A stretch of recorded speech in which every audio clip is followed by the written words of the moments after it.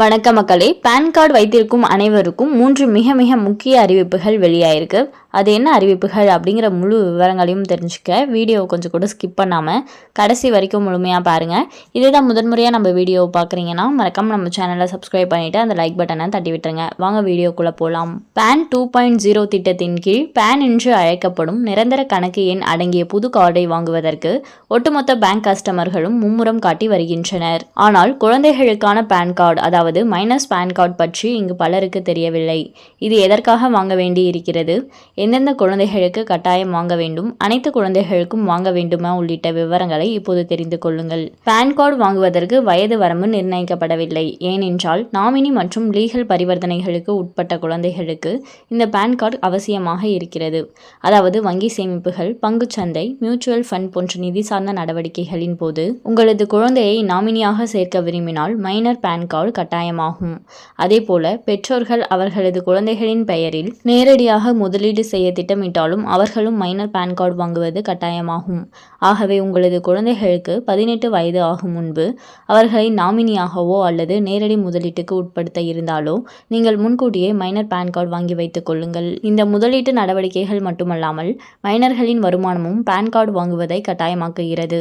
அதாவது 18 வயதுக்கு முன்னதாகவே விளையாட்டு, நடிப்பு போன்றவற்றின் மூலம் சொந்தமாக வருமானம் பெறும் குழந்தைகளுக்கும் மைனர் பேன் கார்டு கட்டாயமாகும்.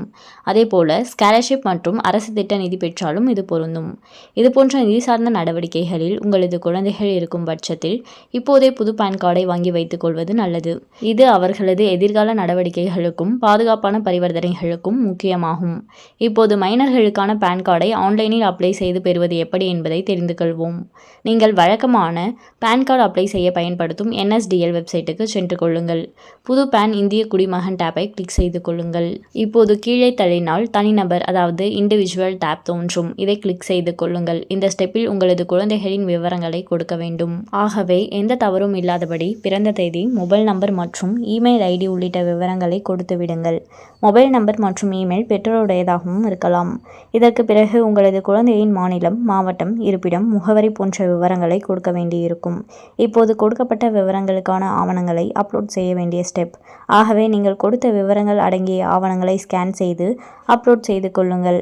அதேபோல உங்களது குழந்தையின் புகைப்படம் அப்லோட் செய்ய வேண்டும். மேலும் பாதுகாவலர் அல்லது பெற்றோரின் கையொப்பமும் சமர்ப்பிக்கப்பட வேண்டும். இதற்கு அடுத்து நீங்கள் கட்டணம் செலுத்த வேண்டியிருக்கும். இதை செய்து முடித்த பிறகு உங்களது குழந்தைக்கான பேன் கார்டு அப்ளிகேஷன் பதிவு செய்யப்பட்டு உங்களுக்கு SMS மற்றும் இமெயில் மூலம் தெரிவிக்கப்படும். அதன் பிறகு நீங்கள் புது பேன் கார்டை டவுன்லோட் செய்து பயன்படுத்தலாம்.